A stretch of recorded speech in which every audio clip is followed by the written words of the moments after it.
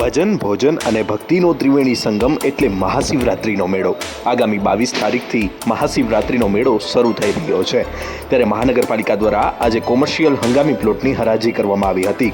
મેળામાં ખાણીપીણી માટે, રમકડા માટે, સ્ટોલ માટે ફાળવણી કરવામાં આવી છે, જેમાં આ સતત બીજું વર્ષ છે જ્યારે પ્લાસ્ટિક વગરનો મેળો યોજવા માટે તંત્ર દ્વારા તૈયારીઓ હાથ ધરવામાં આવી છે।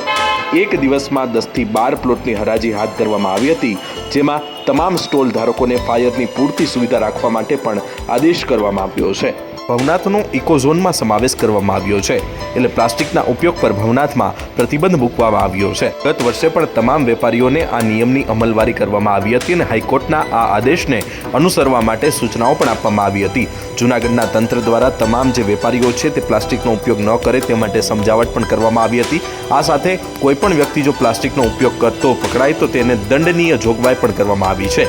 ત્યારે આ બીજા વર્ષે પણ નો પ્લાસ્ટિકના સૂત્ર સાથે આ વર્ષે પણ આ મેળાનું આયોજન કરવામાં આવશે। ત્યારે તંત્ર દ્વારા 22 ફેબ્રુઆરીથી શરૂ થતા શિવરાત્રિના મેળાની તૈયારીઓ શરૂ કરવામાં આવી છે અને આજે ખુલ્લા પ્લોટની હંગામી હરાજી કરવામાં આવી છે અને શિવરાત્રિના મેળા દરમિયાન વેપારીઓ પોતે વેપાર કરી શકે તે માટે ખુલ્લા પ્લોટની ફાળવણી કરવામાં આવી હતી।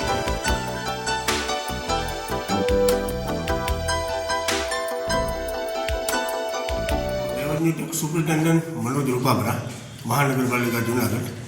આજરોજ ભવનાથ વિસ્તારમાં મહાશિવરાત્રિ મેળા સબબ કોમર્શિયલ હંગામી પ્લોટોની હરાજી કરવામાં આવે, જેમાં ખાણીપીણીના સ્ટોલ, રમકડાના સ્ટોલ અને નામદાર કોર્ટના આદેશ અંગે પ્લાસ્ટિકનો ઉપયોગ ન કરવો તેમજ કચરો ન કરવો, ફાયરની સુવિધા રાખવી, આવી શરતો સાથે પ્લોટની હરાજી કરવામાં આવેલ છે અને અંદાજે અત્યાર સુધીમાં 10 થી 12 પ્લોટની હરાજી કરવામાં આવેલ છે, જેની અંદાજિત 1.5 લાખ રૂપિયા જેવી ઇન્કમ પણ આજની તારીખમાં થયેલ છે।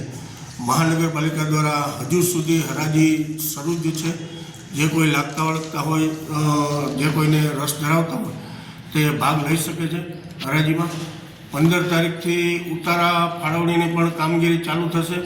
ઉતારા મંડળોને એની જગ્યા બતાવવાની કામગીરી પણ 15 તારીખથી શરૂ કરવામાં આવશે, જેથી કરીને ઉતારા ધારકોને પણ કોઈ મુશ્કેલી ન પડી શકે, જેથી સ્ટાફને ત્યાં સ્ટેન્ડ બાય કરી દેવામાં આવશે।